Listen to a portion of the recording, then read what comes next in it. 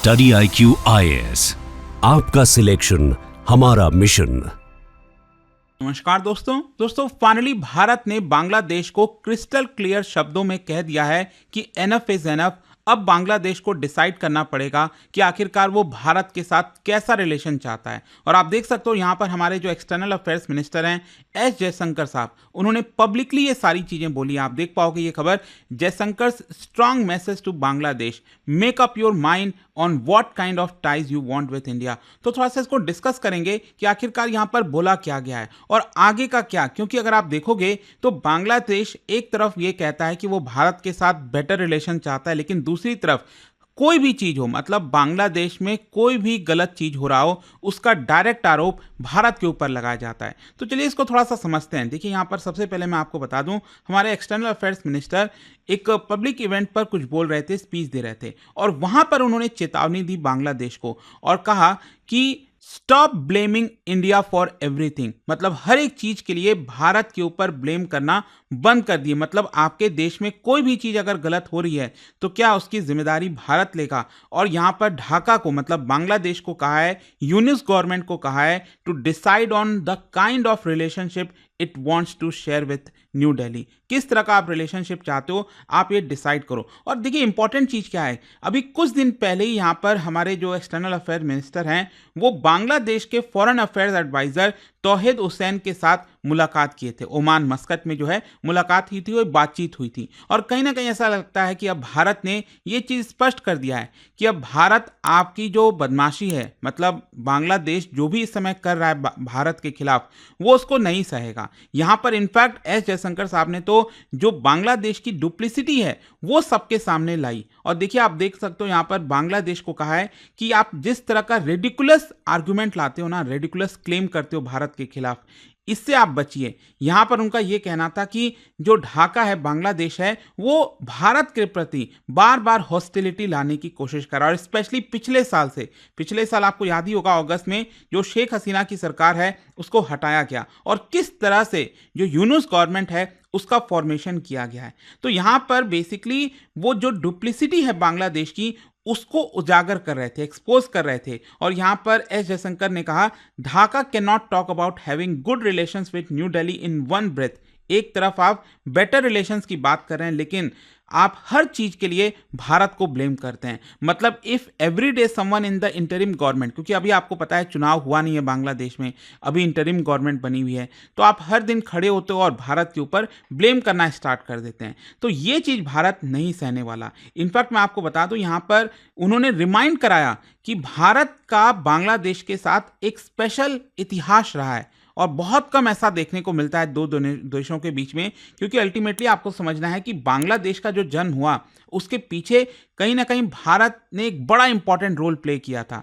आज बांग्लादेश आज़ाद है, फ्रीली बोल पा रहा है, कुछ भी कर पा रहा है। और जिस तरह से जो पाकिस्तान था उस समय, वेस्ट पाकिस्तान, वो यहाँ पर सताता रहता था ईस्ट पाकिस्तान के लोगों को, तो उससे छुड़ाने के लिए भारत का इंपॉर्टेंट रोल रहा। तो उस तरह का जो रिलेशनशिप था वो लंबे समय से चलता रहा था, लेकिन अब चीज़ें यहाँ पर बदल रही हैं। तो देखिए यहाँ पर मैं आपको थोड़ा सा बताता हूँ, याद होगा आपको पिछले साल एक फ्लडिंग आया था, मतलब जिस तरह से बांग्लादेश के अंदर अचानक से फ्लड आया, उसका सारा जिम्मेदारी, उसका जो ब्लेम है वो बांग्लादेश ने भारत के ऊपर कर दिया, जो त्रिपुरा के साथ बॉर्डर सटता है। लेकिन हम सब जानते हैं कि जो डैम्स वगैरह बनते हैं वो ऑटोमेटिक सिस्टम पे बनते हैं कि यहाँ पर एक पर्टिकुलर लेवल से पानी ऊपर जाता है तो ऑटोमेटिकली डैम के जो गेट्स हैं वो खुलते हैं और पानी रिलीज किया जाता है। लेकिन उसकी भी जिम्मेदारी भारत, मतलब बांग्लादेश भारत के ऊपर कर देता है। तो देखो एक तरह से लोगों के माइंड के साथ प्ले करने की कोशिश की जा रही है। जब आप इतना एंटी इंडिया सेंटिमेंट देते हो, एंटी इंडिया स्टेटमेंट जारी करते हैं यूनुस गवर्नमेंट के अंदर जो ऑफिशियल्स हैं, जो उनके नेता हैं, तो इसकी वजह से ऑब्वियस सी बात है जो लोग हैं उनके दिमाग पर यह चीज असर करता है। फर्दर अब देखिए यहां पर, अब मान लीजिए आपको याद ही होगा कल खबर आ रही थी कि बांग्लादेश के कॉक्स बाजार में जो एयरफोर्स बेस है वो अटैक हुआ है। अगेन आप पिक्चर में देख सकते हो बांग्लादेश का ये वाला जो हिस्सा है, चिटगांव वाला जो ये वाला पार्ट आप देख रहे हो, यहाँ पर कॉक्स बाजार आपको देखने को मिलेगा, म्यांमार के साथ इसका बॉर्डर सटता है।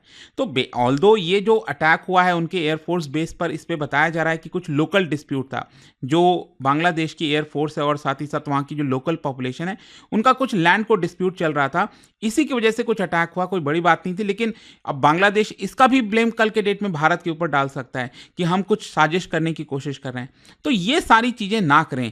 एक तरफ से ये इशारा किया जा रहा था एस जयशंकर साहब के द्वारा। और देखिए यहाँ पर माइनॉरिटीज को लेकर भी कंसर्न जताया गया। यहाँ पर बेसिकली उनका ये कहना था कि जो बायलैटरल रिलेशंस हैं बांग्लादेश और भारत के बीच में, उसमें दो बड़ी प्रॉब्लम है। और सबसे पहला प्रॉब्लम उन्होंने बताया that is communal attacks on minorities. जिस तरह से अटैक्स हो रहे हैं, और माइनॉरिटीज कौन है वहां पर बांग्लादेश के अंदर, हिंदूज हैं माइनॉरिटीज। तो ये भारत के लिए बहुत ज्यादा ट्रबलिंग है कि अगर आप इसी तरह से माइनॉरिटीज के ऊपर अटैक करोगे तो भारत अगेन यहां पर उसकी सराहना नहीं करेगा, भारत उसको रोकने की कोशिश करेगा। So it is obviously something that impacts our thinking, ये हमारे माइंड पर इंपैक्ट करता है। So it is something we have to speak about, और हमने ये चीज बांग्लादेश को समझाया है। इनफैक्ट मैं आपको एक इंटरेस्टिंग चीज बताता हूं, अभी जस्ट रिसेंटली क्या हुआ था कि नई दिल्ली में, कल की बात है, एक एग्जीबिशन लगा था। किस चीज के ऊपर था एग्जीबिशन? था basically the never ending prosecutions of minorities इन बांग्लादेश। ये विवेकानंद इंटरनेशनल फाउंडेशन के द्वारा कराया गया था नई दिल्ली में। तो उसको अटेंड किया गया अजीत डोवल साहब के द्वारा। मतलब ये एक मैसेज देने की कोशिश की जा रही थी कि बांग्लादेश में माइनॉरिटीज के खिलाफ जो भी कुछ हो रहा है इसको भारत सहन नहीं करेगा। तो एक तो ये प्रॉब्लम बताया गया दोनों देश के रिलेशंस को लेकर एस जयशंकर साहब के द्वारा, और दूसरा उन्होंने यहां पर कहा डोमेस्टिक पॉलिटिक्स को लेकर। तो उनका ये कहना था कि देखिए भले ही डोमेस्टिक पॉलिटिक्स में आप जो करो, इसमें भारत कोई दखल नहीं देगा, आप एग्री कर सकते हो नहीं कर सकते हो, लेकिन at the end of the day आपको समझना है कि अगर आपके डोमेस्टिक पॉलिटिक्स में या फिर कोई भी एक मेजर चेंज हो आता है आपके बांग्लादेश के नेचर में, तो अल्टीमेटली ये हमारे ऊपर असर करने वाला है, नेबर्स के ऊपर असर करने वाला है। तो इसके लिए आपको अपना माइंड बनाना पड़ेगा कि आप यहाँ पर किस तरह की स्टेटमेंट दे रहे हैं, भारत को क्यों ब्लेम कर रहे हैं। तो ये सारी चीज़ें आपको समझने की जरूरत है, ये हमारी तरफ से बोला गया। तो ओवरऑल यहाँ पर मैसेज क्या है? देखो मैसेज यहाँ पर क्रिस्टल क्लियर है दैट न्यू दिल्ली जो है, भारत चाहता है कि बांग्लादेश के साथ रिलेशंस बेटर हो, काम हो, लेकिन यहां पर बांग्लादेश लगातार भारत के प्रति हिंसा नहीं कर सकता, भारत के प्रति गुस्सा नहीं हो सकता कि आप हर चीज के लिए ब्लेम नहीं कर सकता। और इनफैक्ट मैं आपको बता दूं, जो बांग्लादेश के काउंटर पार्ट हैं, जो एडवाइजर है, फॉरेन अफेयर्स एडवाइजर तौहीद हुसैन, जिनसे मुलाकात किया था एस जयशंकर साहब ने पिछले हफ्ते, तो उनको भी यही चीज़ समझाने की कोशिश की कि देखिए अगेन जहाँ तक टेररिज्म का सवाल है, आप उसको नॉर्मलाइज मत करिए। और ये चीज़ तब हो रहा है, आपको पता है, पाकिस्तान के साथ जो नज़दीकी है बांग्लादेश की, वो तेज़ी से अब बढ़ रही है। तो ऑब्वियस सी बात है, पाकिस्तान की जो टेररिस्ट नेचर है उसका असर तो बांग्लादेश के ऊपर भी आएगा। तो भारत इसको लेकर कंसर्न है। और सिर्फ देखिए भारत नहीं, अगर आप दुनिया में किसी भी एक्सपर्ट्स से पूछोगे, और जिस तरह के आर्टिकल्स वगैरह छप रहे हैं, अगर आप देखिए जो भारत बांग्लादेश के रिलेशंस को जानते हैं, उनका कहना है कि इसमें एक बड़ा शिफ्ट आ रहा है।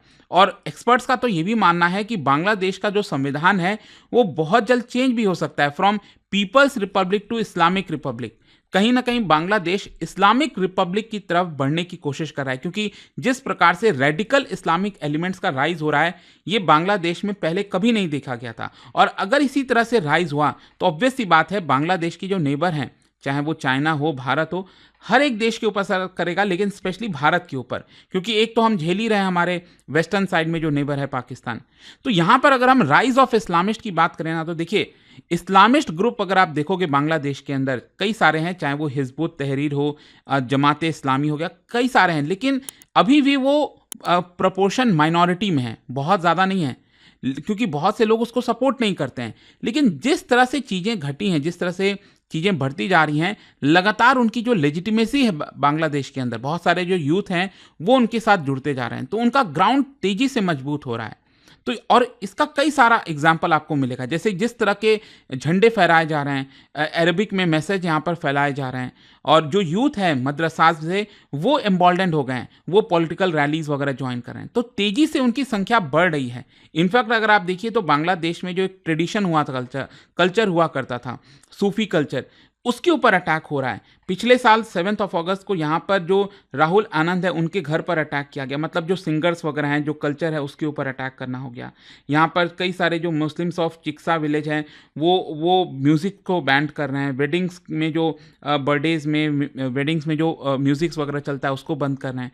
मोहम्मद यूनुस की सरकार ने तो यहाँ पर ये कह दिया हिंदूज़ को कि दुर्गा पूजा के सेलिब्रेशन के दौरान आप जो म्यूज़िकल इंस्ट्रूमेंट है उसको अवॉइड करिए। क्यों करिए? फिर इसके अलावा यहाँ पर हिंदूज़ के ऊपर, चकमा ट्राइबल्स के ऊपर अटैक हो रहा है चित्तगोंग हिल्स में।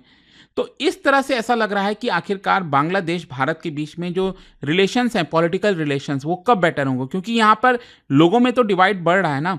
क्योंकि अगर आप शेख हसीना के दौर में देखोगे तो जो क्रॉस बॉर्डर विजिट हुआ करता था, चाहे वो रविंद्र संगीत को लेकर हो, नजरुल गीत एक्सपोनेंट्स हो गए, पोएट्स हो गए, वो आपस में एक्सचेंज हुआ करते थे। मैं आपको बता दूं, पहली बार 28 साल में आपको देखने को मिलेगा, मतलब जो कोलकाता बुक फेयर है उसमें बांग्लादेश का स्टॉल नहीं लगा हुआ था। पहली बार हुआ है पिछले 28 साल में।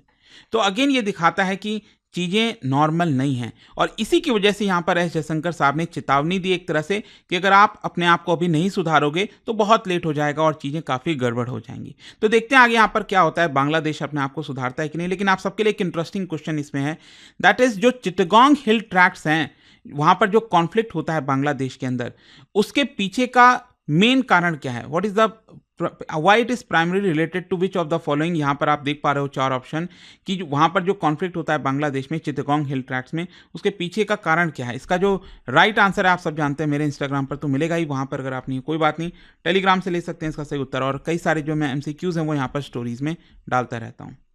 दोस्तों, यूपीएससी एस्पिरेंट्स हो या बनने वाले हो, मेरे पास है आपके लिए एक game changing opportunity, study IQ का नया संपूर्ण बैच। सोचिए, एक कॉम्प्रिहेंसिव प्रोग्राम जिसमें मिलेगा सब कुछ, टॉप एजुकेटर्स के साथ 1000+ आवर्स की लाइव क्लासेस, पर्सनलाइज्ड मेंटरशिप और हैंड रिटन नोट से लेकर PRP, MRP जैसे इंटेंसिव प्रोग्राम्स तक। और बात स्कॉलरशिप्स की करें तो प्रीलिम्स क्लियर करो, पूरा फीस रिफंड पाओ। टॉप परफॉर्मर्स के लिए हर मंथ 11,000 रुपीज का कैश रिवॉर्ड।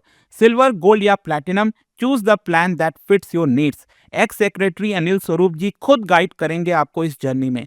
स्टडी IQ पर 2 करोड़ इंडियंस का ट्रस्ट है, और अब संपूर्ण बैच के साथ आपका यूपीएससी ड्रीम भी होगा अचीव। आपको करना क्या है? कमेंट में दिए गए संपूर्ण बैच के लिंक पर क्लिक करें, and once you click on buy now, आप देख सकते हो डिस्काउंट कोड्स। वहां पर टाइप कीजिए अंकित लाइव एंड आपको मिलेगा सबसे lowest price, and your IAS journey starts here. Study IQ IAS, आपका सिलेक्शन हमारा मिशन।